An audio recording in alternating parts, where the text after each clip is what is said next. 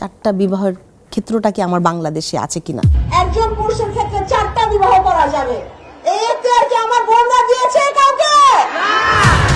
বলার পরে এটাকে আবার প্রতিষ্ঠিত করার জন্য আরও কিছু মেকানিজম কাজে লাগানো হচ্ছে। বিএনপিকে যদি বাংলাদেশের মানুষ ক্ষমতায় আনে তাহলে আওয়ামী লীগ আবার ফিরে আসবে। এটা না একটা দুইটা কিলিং না, এটা হত্যাযজ্ঞ। প্রত্যেকটা পরিবারের জানতে হবে তার সন্তানের সাথে কি করা হয়েছিল, তাদেরকে কিভাবে হত্যা করে নদীতে ফেলে দেওয়া হয়েছিল। আমরা দেখছি যে আয়নাঘরগুলো খালি, কিন্তু ওই মানুষগুলো কোথায় তাহলে? কালো জমটুপি পরায়, তারপরে জমটুপি পরার পরে হাত করা পরায় পিটাতে পিটাতে পিটাতে পিটাতে পিটাতে পিটাতে এমন করে ফেলতো যে যতক্ষণ না আছে জ্ঞান হারিয়ে যায়, রক্তাক্ত হয়ে যায়, ততক্ষণ পিটাতো। কিভাবে মেরে পেটটা চিরে ছেড়ে দেওয়া হতো সিমেন্টের বস্তা দিয়ে। অনেক আয়না ঘরের দেয়ালে অনেক লেখা, রং করার পরে প্লাস্টার করার পরে আমরা যখন লাইট দিয়ে ধরছি, কিছু জায়গায় মা, কিছু জায়গায় কারো নাম ইস, উঠে আসতেছে, আই লাভ মাই ফ্যামিলি, এটা উঠে আসতেছে। আমাদের মিমের বয়স তখন 3 বছর, ওর কোনো মেমোরি নাই বাবার সাথে। ও জানে যে ছবি বাবা, মানে বাবার ছবিটাকে ধরতে হবে, এটাই। ইস। তো মিম টর্চ লাইট ধরে ধরে দেখছে আমার সাথে, একটা জায়গায় যে থেমে দেখি মিনু লেখা। ইস। তো তারপরে আমি ভাবিকে ঘুরে বলতে পারি নাই যে তোমার নামটা এখানে লেখা। এই অসাধারণ এপিসোডটি যারা দেখেছেন তারা অন্তর্দ অনুভব করুন প্রিয় দেশকে, স্বদেশকে এবং স্বদেশের প্রত্যেকটি মানুষকে। আপনার যেমন বেঁচে থাকার অধিকার আছে, তেমনিভাবে ভিন্ন মতের প্রত্যেকটি মানুষের সুন্দরভাবে দেশে বেঁচে থাকার অধিকার আছে। আসসালামু আলাইকুম দর্শক, আপনাদের সবাইকে আমন্ত্রণ জানাচ্ছি all time bread presents Tarzi Kibria শোতে। আজকের এই সন্ধ্যায় যাকে নিয়ে আমি সময়টা কাটাবো তাকে আসলে পরিচয় করিয়ে দেওয়ার প্রয়োজন নেই, কারণ তার অঙ্গনে তো অবশ্যই তাকে সবাই চিনবেন এবং একই সাথে সাধারণ মানুষের কাছেও তিনি অত্যন্ত পরিচিত মুখ হয়ে উঠেছেন। সাম্প্রতিক সময়ে বিভিন্ন বিষয়ে আলোচনা এবং সমালোচনায় তার নাম এসছে, সেগুলো হয়তো আমাদের আড্ডাতে কিছুটা উঠে আসবে। তবে আমি তাকে এভাবেই পরিচয় দিতে স্বাচ্ছন্দ্য বোধ করব, সেটা হচ্ছে তিনি একজন মানবাধিকার কর্মী এবং বর্তমানে বিএনপির ঢাকা 14 আসন থেকে তিনি নির্বাচন করছেন ধানের শীষে। সঞ্জিদা ইসলাম তুলি, আমি খুবই সম্মানিত বোধ করছি আমার অনুষ্ঠানে আপনাকে পেয়েছি। আসসালামু আলাইকুম। ওয়ালাইকুম আসসালাম, কেমন আছেন আপনি সবকিছু মিলিয়ে? আলহামদুলিল্লাহ। জি, পারিবারিক ব্যাকগ্রাউন্ড বা পরিবারটা নিয়ে একটু জানতে চাই যে আপনাদের শৈশবটা কেমন ছিল, বিশেষ করে আপনার ভাইয়ের গল্প তো ডেফিনেটলি আজকের অনুষ্ঠানে আসবে, যদি ভুল না বলে থাকি স্টিল সে মিসিং, রাইট? একটু পরিবার নিয়ে শুনতে চাই। আমরা মধ্যবিত্ত পরিবারে বড় হয়েছি। আমার বাবা ছিলেন সিভিল এভিয়েশনে স্টেট অফিসার। তো আর আমরা 3 ভাই 3 বোন এবং আমরা জয়েন্ট ফ্যামিলি, এখনও জয়েন্ট ফ্যামিলি। ওকে। তো সেখানে আমার বড় হয়ে ওঠা হচ্ছে তেজগাঁয়ে, শাহিনবাগে। আমি শাহিন স্কুলের স্টুডেন্ট। জি। এবং ওই সময়টাতে আসলে আপনারা জানেন যে মহল্লার যে কালচার, শাহিনবাগ তেজগাঁয়ে, সেখানে আমার বেড়ে ওঠা।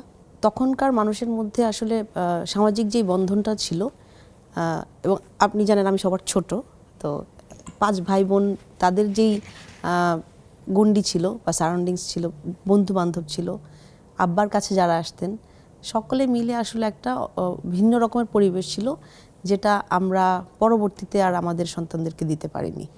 আমরা যেমন বড় মাঠে খেলা করে বড় হয়েছি, শাহিনের বড় মাঠে আমাদের গড়ে ওঠা, এবং সেই জায়গাগুলোতে আমার মনে হয় যে এখনকার সন্তানদের দিকে যদি তাকাই, আমরা কিন্তু সেগুলোর মধ্যে বড় হয়েছি। আরেকটা যেটা, মানুষের সাথে থাকা, মানুষের সাথে কাজ করা, এই জিনিসগুলো আসলে শিখেছিলাম ভাইয়াদের সাথে, বাবার সাথে। আমার বাবা পরবর্তীতে কমিশনার ছিলেন ওই এলাকার, এবং আমরা দেখতাম যে ঘুম থেকে ওঠার পরে বাড়ি উঠান ভর্তি অনেক মানুষ, তাদের চাওয়াগুলো নিয়ে আব্বার সাথে কথা বলছে। তারপরে দেখতাম যে আমার আব্বা 2010-এ উনি মারা যান। ভাই যখন রাজনীতিতে, আমার সাজিদুল ইসলাম সুমন, যেই ভাই গুম হয়ে যাওয়ার পর এখনও ফেরত আসেনি, তিনি জাতীয়তাবাদী দলের বা তৎকালীন 25 নম্বর ওয়ার্ড, এখনকার 38 নম্বর ওয়ার্ড, এখনকার 25 নম্বর ওয়ার্ডে সাধারণ সম্পাদক ছিল। তুলি, আমি একটু ঘটনাটা জানতে, যেহেতু আপনারা জয়েন্ট ফ্যামিলি, সো সব তো আপনার চোখের সামনেই ঘটেছে, কিভাবে কি হয়েছে একটু স্টোরিটা বলতে পারবেন আমাকে? আপনি জানেন যে বিগত 15 বছরে ফ্যাসিস্ট হাসিনা রেজিমের টাইমে যারাই ভিন্ন দলের বা ভিন্ন মতের ছিল, তাদেরকে দমন পীড়নের জন্য নির্বিচারে তাদেরকে অ্যারেস্ট করা হতো, এবং পরবর্তীতে আমরা তাদেরকে গুম হতে দেখেছি, বিচার বহির্ভূত হত্যার শিকার হতে দেখেছি।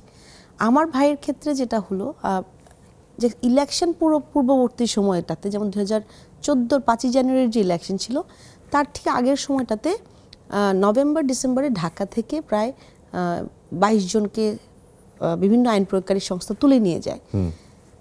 4 ডিসেম্বর 2013 আমার ভাই সাজিদুল ইসলাম সুমন সহ আরও 5 জন, ওরা 6 জন বসুন্ধরা রেসিডেন্সিয়াল এরিয়া ছিলেন। যেহেতু নির্বিচারে হচ্ছে পুলিশ ধরে নিয়ে যেত, বাসায় থাকতে পারতেন না ইলেকশনের আগে, এলাকায় থাকতে পারতেন না। ওকে, তাদেরকে থাকতে হতো হয় খালার বাড়িতে, মামার বাড়িতে বা অন্য কোনোখানে থাকতে হতো, এবং এটা বহু বছর ভাই, মানে ওই সময়টা না, শুধু যখন থেকেই হাসিনা ক্ষমতায় গেলেন তখন থেকেই। সেই বসুন্ধরা রেসিডেন্সিয়াল এরিয়াতে আমার খালার বা একটা কনস্ট্রাকশন প্লট ছিল, সেইখানে ওনাদের হয়তো বিকেলবেলা মিটিং হয়েছিল ওনাদের বিএনপির আরও অঙ্গ সংগঠন নিয়ে, এবং মিটিং শেষ আর মানে 8টা বাজে রাত, ডিসেম্বরের রাত 8টা বাজে, ঠান্ডা তখন। এবং বসুন্ধরা আপনি জানেন যে আই ব্লকে, সেটা ওই সময়টাতে অত বেশি বিল্ডিং হয়নি। বসুন্ধরা এখনো এরকম ব্লক আছে যে অনেক ফাঁকা থাকে, শুনশান থাকে। কাশফুল, আমরা পরবর্তীতে ওখানে যাই, একদম প্রায় একতলা সমান এত বড় বড় কাশবন ছিল পাশে। তো ওইখানে ভাইরা হচ্ছে ওদের কনস্ট্রাকশন প্লটের ওখানে প্রায় 25 জনের মতো ওয়ার্কার ছিলেন, লেবাররা ছিলেন যারা বিল্ডিংয়ের কাজ করছিলেন, কেয়ারটেকার ছিলেন। ভাইয়ের সাথে আরও 2 জন বন্ধু ছিলেন যারা সিগারেট খাওয়ার জন্য বোধহয় একটু সামনে গেলেন। তো এখানে ইটের কাজ হয়, যে মেশিন, এরকম মেশিন সামনে রাখা, বালু রাখা, এরকম। তো সুমন ভাই দাঁড়ানো, সবার মিটিং শেষ, সবাই চলে যাচ্ছে, তো উনিও চলে যাবেন। মুড়ি বানিয়ে খেলেন মনে হয় সন্ধ্যায় ওখানে। এই গল্পগুলো আপনি শুনেছেন কার কাছ থেকে? এই কেয়ারটেকার যারা ছিল, সঙ্গে সঙ্গে জানার পরই, যেমন র্যাপিড অ্যাকশন ব্যাটালিয়ন 1-এর টিম এসেছিল 8টায়, 2টা ডাবল কাভার ভ্যান নিয়ে, এবং এটাতে র্যাব 1 লেখা। আচ্ছা, যারা ছিলেন তারাই বলেছেন আমাদেরকে, মানে ওখানে যে আলটিমেটলি ওয়ার্কাররা ছিলেন, তারপরে যারা কেয়ারটেকার ছিলেন যিনি, ওনারা সবাই বললেন। এবং পরবর্তীতে আরও তথ্য পাই আমরা সেগুলোতে আসছি। তো সেই জায়গাটাতে ভাই হচ্ছে রেডি হচ্ছে, মনে হয় চলে যাবে। ওই সময় 2টা ডাবল কাভার ভ্যান খুব হাই ভলিউমে লাইট দিয়ে থামে ওখানে যে। তো সেইখানে থামার পরে ভাইদের সাথে যা তিনজন ছিলেন জগন্নাথ বিশ্ববিদ্যালয়ের, আর একজন ছিলেন তিতুমির কলেজের, আরেকজন ছিলেন আমার খালাতো ভাই তানভীর, ও এখন আসে নাই, এরা কেউই আসে নাই এখনো। আমার ভাই সুমন, সাজিদুল ইসলাম সুমন। তো এসে র্যাব যেটা করলো, ওখানে নামার পরে প্রত্যেকটা ওয়ার্কার যে দাঁড়ানো না, তাদের প্রত্যেকের পেছনে হচ্ছে তারা দাঁড়িয়ে গেল 1 to 1, এবং উইথ ইউনিফর্ম, উইথ আর্মস, এবং প্রত্যেককে কাউকে কোনোখানে মুভমেন্ট করতে দেওয়া যাচ্ছে না। এখন ওই দূরে যে 2টা বন্ধু সিগারেট খাওয়ার জন্য একটু সামনে গিয়েছিল, ওরা করলো ওই যে ইটের মেশিনটার পিছনে শুয়ে পড়লো, আর কাশফুলের জন্য আমার মনে হয় ওদেরকে দেখা যায়নি, তো ওরা বেঁচে গিয়েছিল তখন। ওকে, পরবর্তীতে তারাও আমাদেরকে, তারাই আলটিমেটলি ইনফর্ম করেছে। ইনফর্ম করেছে, এবং আমাদের কেয়ারটেকার ছিল, কেয়ারটেকারকে ধরে উঠাইছে। তো ও তো গ্রাম থেকে এসছে, ওকে জিজ্ঞেস করা হচ্ছে যে সুমন কোনটা, সুমনকে? ওদের আমি নতুন আসছি, আমি জানি না, ও দেখাচ্ছে না, ও জানে কিন্তু সুমন কোনটা। জগন্নাথ বিশ্ববিদ্যালয়ে আমাদের মাজহারুল ইসলাম রাসেল ভাই ছিল, বয়স কত হবে ওদের তখন, 22, খুব ভালো স্টুডেন্ট, ব্রিলিয়ান্ট স্টুডেন্ট যারাই ছিল এখানে, আলামিন ভাই, রাসেল, রানা, তানভীর। তো রাসেল ভাইকে প্রথমে ওদেরকে ভ্যানে উঠায় ফার্স্টে, তারপরে রাসেল ভাইকে টেনে নামায়, এর মধ্যে বালুটার পাশেই সুমন ভাই দাঁড়ানো, তানভীর দাঁড়ানো। তো রাসেল ভাইকে ভ্যান থেকে আবার নামানোর পরে একটা মেটাল রড নেয়, মেটাল রড নিয়ে মারে আর জিজ্ঞেস করে সুমন কোনটা। কিন্তু রাসেল ভাই একবারও আঙুল তুলে দেখায় বলে নাই যে এটা সুমন, ওর থেকে এতটুকু দূরেই, কিন্তু অল্প বেশি দূরে না, বালুটা রাখা, এর সাথেই সুমন ভাই দাঁড়ানো। আমার মনে হয় সুমন ভাই তখনই বুঝেছিল যে আসলে কোনো কিছু ভয়ঙ্কর হতে যাচ্ছে তাদের সাথে।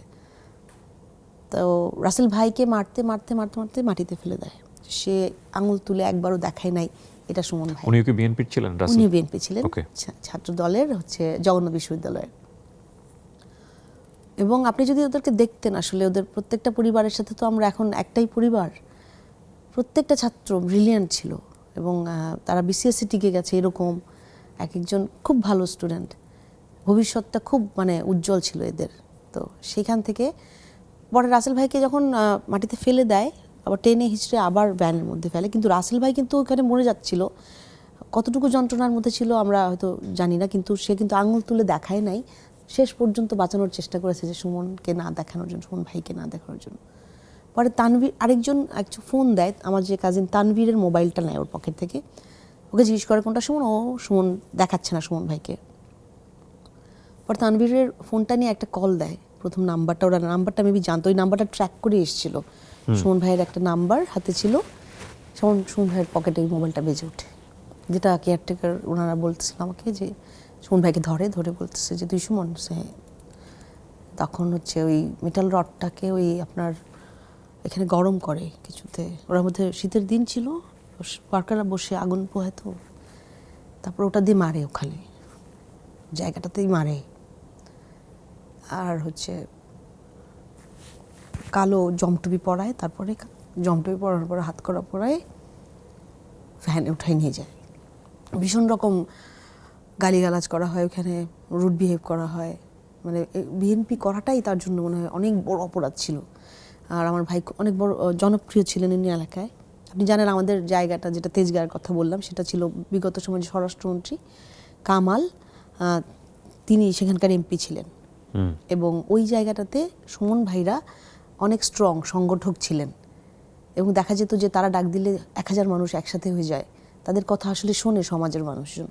এটাই ওনাদের জন্য আসলে আমার মনে হয় কারণ ছিল যে যারা দক্ষ সংগঠক ছিল প্রত্যেকটা জায়গায় তাদেরকে টার্গেট করা হয়েছিল গুম করে ফেলার জন্য। বিগত সময় যেন অবৈধভাবে আসলে ওই যে ইলেকশনটা যেটা ছিল 2014 5ই জানুয়ারির, অবৈধভাবে ইলেকশন করে যদি ক্ষমতায় বসতে চায় তাহলে এদেরকে সরাইতে হবে আগে। এবং একটা গুমটা একটা এমন একটা অপরাধ, দেখেন আমরা কিন্তু পাশাপাশি মানুষকে কাস্টোডিয়াল টর্চার হইতেও দেখেছি, যে কেস ছাড়া তুলে নিয়ে গেছে, আমাদের সামনে এক্সট্রা জুডিশিয়াল কিলিং দেখেছি, পাশাপাশি এই গুমের প্রচলনটা তখন থেকে শুরু হয়ে গেল। সো আপনার ফ্যামিলিতে নিউজটা আসলো কিভাবে? আসলো হচ্ছে ভাইয়াকে যখন নিল যে 8টা নাগাদ, সঙ্গে সঙ্গে কেয়ারটেকার খালাদেরকে জানায়, ওখান থেকে ফোন, আর বসুন্ধরা থেকে আমাদের বাড়িতে ফোন আসে। আম্মা ফোন ধরার পরে বলছে যে র্যাব এসেছিল, সুমন ভাইদেরকে নিয়ে গেছে। তো সঙ্গে সঙ্গেই আমার বাড়ি থেকে আমার বোন, মা, আমার ভাইরা সবাই র্যাব 1-এ যায়। র্যাব 1-এ যাওয়ার পরে প্রথম যেই শব্দটা ওরা বলে, না আমরা এরকম কোনো অপারেশন করিনি, ওরা কোনো কেউ যায়নি সেখানে। ওখানে 2টা ডাবল কাভার ভ্যান, একটা সাদা মাইক্রোবাস ছিল, এবং তারা তুলে নিয়ে এসে 6টা মানুষকে ওই জায়গা থেকে। সেম ওই রাতেই 4 তারিখ রাত 2টা 5 তারিখে পড়ে যায়। 2টার রাতে আবার শাহিনবাগে আরও 2জন ছিল সুমন ভাইদের সাথে, স্বেচ্ছাসেবক দলের আদনান ভাইয়ের কাসের ভাই, তাদের 2জনকে বাড়ি থেকে ঘুমের মধ্যে এসে তুলে নিয়ে যায়। এবং এলাকার মধ্যে আমাদের একজন এলাকাবাসী দেখতে পান যে ওই গাড়িতে, যে গাড়িতে নিয়ে যাচ্ছিল ওখানে সুমন ভাই ছিল। এই গুমের ঘটনা কি তখনই আপনারা ইনফর্ম হন, নাকি তার আগে থেকে মোটামুটি চলতেছিল এগুলা? এর আগে যেমন ইলিয়াস আলী ভাইকে, চৌধুরী আলম ভাইকে প্রথম নিল, হ্যাঁ, তারপরে আরেকটা হলো যেটা হচ্ছে ইলিয়াস আলী ভাই, একটা 12-তে, 10-এ 12-তে, কিন্তু একটা খুব একটা নলেজে আসেনি মা ওরকম ভাবে না, ওটা নিয়ে আসলে খুব কথা হচ্ছিল না। পরে আমরা যখন, এবং আমরা তখন কিন্তু পরিচিত না, ভাইকে যখন নিয়ে গেল, যখন এই যে সত্যটা বলছে না যে তাদেরকে অ্যারেস্ট করে আনা হয়েছে, এটা তো একটা 24 ঘন্টার মধ্যে জানানো দরকার। আপনি হয় কোর্টে প্রডিউস করেন, অথবা জানান যে তাদেরকে অ্যারেস্ট করা হয়েছে, তারা কি করেছে, কি অন্যায় যদি করে থাকে তো জানাতে হবে। কিন্তু ওই যে ডিনায়ালটা ওই প্রথম থেকেই শুরু হয়ে গেল। আর গুমের সাথে তখনও আমরা পরিচিত না, চিন্তাও করতে পারছি না যে আসলে ভাইকে এরকম করে তুলে নিয়ে যাবে, কারণ সে তো রাজনীতি করে। হ্যাঁ, আর আরেকটা যেটা আমি বলতে চাই যে ক্রাইমও তো করে না, বাট আর যদি কেউ ক্রিমিনালও হয়, তারও কারো এখতিয়ার নেয়, সে আইনের বাইরে যে তাকে আসলে তুলে নিয়ে যে অবৈধভাবে সিক্রেট ডিটেনশন সেলে রেখে দেওয়ার জন্য। ফোন আসার পরে আমরা সবাই পরিবার ওই যে রাতে যায়, পরের দিন কেটে যায়, 1.5 দিন 2 দিন হয়ে যায়, আমার পরিবার দাঁড়ায় ছিল র্যাব 1-এর সামনে। আপনারা এখন জানেন যেটা TFI cell, secret detention cell পাওয়া গেছে সেখানে। সো ওই TFI সেল এখন ইনভেস্টিগেশনে অনেক কিছু উঠে আসছে, যে র্যাব 1-এ ভাইদেরকে নিয়ে যাওয়ার পরে হেডকোয়ার্টারের নির্দেশে তাদেরকে TFI সেল রাখা। কিন্তু আমার মাকে, আমার পরিবারকে বারবার বলা হয় যে এরকম কোনো অপারেশন হয়নি, তারা খুঁজে দেখবে, কোথায় জানে না। 3 দিন পার হয়ে যায়, তখন আমরা জেনারেল ডায়েরি করতে যাই থানায়, একটা মামলা করতে চাই, আমার মা নেয় না, মামলা অ্যাকসেপ্ট করে না। কারণ হচ্ছে আমাদেরকে বলা হয় যে যদি আপনি বলেন বাসা থেকে বের হয়ে নিখোঁজ হয়ে গেছে তাহলে আমরা মামলা নিব, কিন্তু আপনি যদি বলেন যে র্যাব তুলে নিয়ে গেছে তো আমরা তো সত্যিটা বলতে হবে, তো সেটার জন্য আর মামলা অ্যাকসেপ্ট করে না। এবং আপনি জানেন যে আমাদের কোনো লিগ্যাল কোনো হচ্ছে না, ডকুমেন্টেশন হচ্ছে না যেটার এগেনস্টে তারা ইনভেস্টিগেশন আমার প্রসিড করবে। রাষ্ট্রীয় বাহিনী কর্তৃক যখন তুলে নিয়ে যাওয়া হয় তখন আমার মনে হয় যে তারা এভাবেই আসলে মেকানিজমটা চালায়। এবং তুলে নিয়ে আসার পর থেকে আমার মা প্রতিদিন সকালবেলা যেত, আমার মা এখন 75, তারও বেশি এখন, সকালবেলা যেত প্রতিদিন রাত 8টা-9টার সময় পর্যন্ত র্যাব অফিসের বারান্দায় বসে থাকতো, ইস, অপেক্ষা রুমটাতে বসে থাকতো। তাকে র্যাবের সিও ছিল তখনকার, আরও যারা অফিসার্স ছিল ওখানে, তাকে জিজ্ঞেস করতেন আপনি সুমনের মা, খুঁজে দেবো আমরা, দেখছি, অনেক কিছু বলতো। এখন যেটা ইনভেস্টিগেশনে আপনারা দেখেছেন যে আয়না ঘরগুলো বের হয়ে আসে, আমার মা যেই রুমটাতে অপেক্ষা করতো সেই বারান্দা থেকে টিএফআই সেলের যেই শেডটা দেখা যায়, টিনের চালটা, যেখানে এখন বলা হয় যে ভাইদেরকে রাখা হয়েছিল, সেইটা হচ্ছে হয়তো 30 কদম দূরে, বাউন্ডারির একটা অংশ র্যাব 1-এর ভিতরে। আমার মা বারবার ওখানে বসে বলতো যে আমার ছেলে এখানে আছে, আমি আমার ছেলেকে নিয়ে যাব, আমার ছেলেকে ফেরত দেন। আমার মা বিগত ওই সময় থেকে, ওই প্রথম দিন থেকে যে বলা শুরু করেছেন আমার ছেলেকে ফেরত দেন, এখনও আজকে পর্যন্ত আমার মা এটাই বলে, আপনারা দোয়া করেন আমার ছেলেকে দেখছেন কিনা, আমার ছেলেকে ফেরত দেন।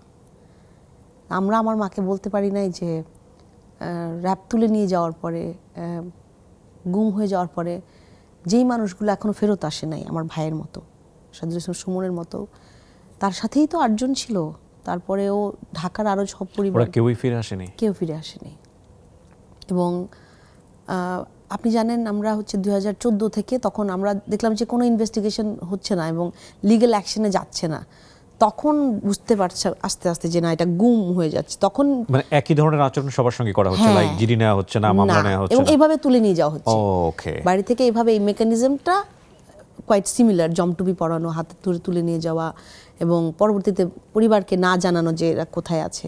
তো সেই সময় থেকে আমার আর এই সবগুলো ঘটনা ম্যাসিভভাবে হয় জাস্ট ইলেকশন পূর্ববর্তী সময়গুলো। ইন্টারেস্টিংলি বাংলাদেশের কোনো মিডিয়া তো এগুলো নিয়ে কথা বলেনি, কেউ কথা বলেনি, একদম কেউ বড় কথা বড় বলেনি। শীর্ষ নিউজ থেকে শুরু করে কেউ কথা কেউ বলেনি। কথা বলেনি। এবং আমি যদি ভুল না বলে থাকি তাহলে এটার প্রথম মানে মিডিয়াতে আসলো এটা দেশের বাইরের কোন একটা প্রতিষ্ঠান, সম্ভবত জি। নেত্র নিউজ, আমি যদি ভুল না বলে নেত্র থাকি। নিউজ একটা ডকুমেন্টারি করে, বাট এর মধ্যে মনে করেন আপনার 30-40টা নিউজ পেপারের মধ্যে একটা কি দুইটা হয়তো কোনো নিউজ করেছে, আমরা কোনো মানববন্ধন করলাম, প্রেস কনফারেন্স করলাম, আমরা হয়তো অনলাইনে দিচ্ছি, সেটা হয়তো মানুষ দেখতে পাচ্ছে, কিন্তু কেউ কেউ ছোট করে একটা নিউজ করে দিচ্ছে, সেগুলো এসেছিল। মানে এই বিষয়গুলো কি তারা অবগত ছিলেন? মানে সামহাউ মিডিয়াতে যেতেন আপনারা বলতে? মিডিয়াতে, হ্যাঁ, আমরা প্রেস কনফারেন্স করতাম, আমরা প্রেস ক্লাবেই তো করতাম, রাইট। হ্যাঁ।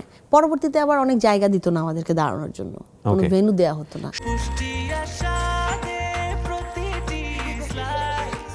ব্রেকফাস্ট, টিফিন কিংবা স্ন্যাক টাইমে মজাদার আয়োজন মানে অল টাইম ব্রেড। সংগঠনটা তৈরি হওয়ার স্টোরিটা একটু জানতে চাই, যে আপনি মুখ্য আম্মা সমন্বয়ক, আমি যদি যখন- ভুল না বলে থাকি। আমি হচ্ছি অর্গানাইজার, আমার মা প্রতিষ্ঠাতা আপনি হাজেরা এই খাতুন। চিন্তাটা আসলো কিভাবে মাথায়?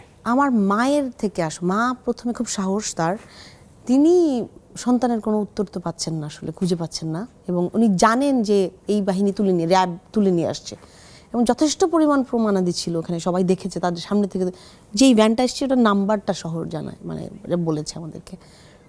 সেইখানে আমার মা যখন দেখলেন যে জিডিও নিচ্ছে না, মামলাও নিচ্ছে না, তাহলে উনি জানাবেন, একটা প্রেস কনফারেন্স করবেন, জানা উচিত, কারণ তাহলে আমাদেরকে বন্ধ করে দেওয়া হচ্ছে, আমাদের কথাটা চুপ করে দেওয়া হচ্ছে।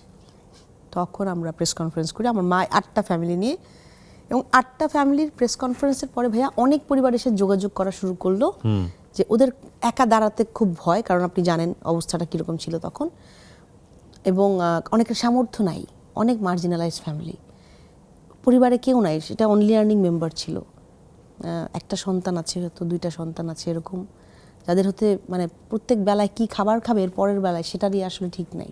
এরা কি সবাই বিএনপির কর্মী? সব দলের ছিল, বাংলাদেশ জাতীয়তাবাদী দলের ছিল, জামাতের ছিল, শিবিরের ছিল, বাট আমরা প্রথমে যেই 22 জনকে পাই বাংলাদেশ জাতীয়তাবাদী দলের। ওকে। জামাত প্রথম দিকে আসেনি, মানে অনেকেই চুপ থেকেছে জীবনের ভয়ে, পরিবারকে রক্ষা করার জন্য হয়তো। কিন্তু আমরা যেটা দেখলাম যে ঠিক ডিসেম্বরের মধ্যে 5 জানুয়ারি ইলেকশনের আগে প্রায় 22 জনকে নিয়ে গেল, যেটা আমাদের উত্তরা থেকে আপনার সূত্রাপুর পর্যন্ত, এতটুকু আমরা তখন জানা আমাদের। তো আমরা যেটা করলাম, 30শে অগস্ট হচ্ছে গুম হয়ে যাওয়া ব্যক্তিদের স্মরণে আন্তর্জাতিক দিবস, তো সেই দিন আমরা প্রেস ক্লাবে একটা প্রোগ্রাম করলাম 2014-র 30শে অগস্ট।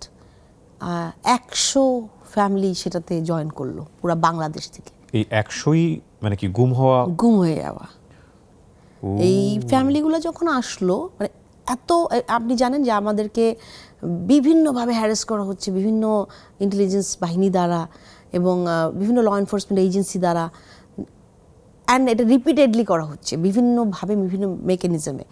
তারপরেও পরিবারগুলো মা বা স্ত্রী যারা ছিলেন ভাবি, সন্তান তখন 2 বছর 3 বছর ওরা বাবার ছবিটা নিয়ে, ভাবিরা আমার মায়েরা তাদের সন্তানদের, আমাদের আর কিছু ছিল না, শুধু ছবিটা নিয়েই দাঁড়াতো। তো দেখা গেল যে 100 ফ্যামিলি যখন একসাথে হয়ে গেল, তখন আমরা বুঝলাম যে বাংলাদেশে অনেক পরিবার এইভাবে আমাদের সাথে আছে। এবং মায়ের তখন ডাকটাও মায়ের ডাকটা শুরু হলো। ওকে, সো এটা মায়ের ডাক 14 স্পন্টেনিয়াসলি থেকে। আসছে। হ্যাঁ, কারণ কি ভাই একটা প্ল্যাটফর্ম দরকার ছিল। আমরা তো অ্যাজ এ অর্গানাইজেশন কাজ করতে পারিনি, আমাদের কোনো Sure. রেজিস্ট্রেশন করা যায়নি একেবারেই। রেজিস্ট্রেশন তো পরে বলি যে আমাদেরকে যদি রাস্তায় আমরা দাঁড়াতে চেয়েছি, আমাদেরকে ওখানে দাঁড়াতে দেওয়া হয়নি, আমাদের কোনো ভেন্যু দেওয়া হয়নি। মায়ের ডাক বলা হলেই, বা আমরা যদি বলি ভিকটিম ফ্যামিলি, গুম হয়ে যাওয়া পরিবার যারা বা বিচার বহির্ভূত হত্যার শিকার যারা ছিল পাশাপাশি, তাদেরকে কখনো কোনো ভেন্যু দেওয়া হয়নি। ব্রেকফাস্ট, টিফিন কিংবা স্ন্যাক টাইমে মজাদার আয়োজন মানে অল টাইম ব্রেড।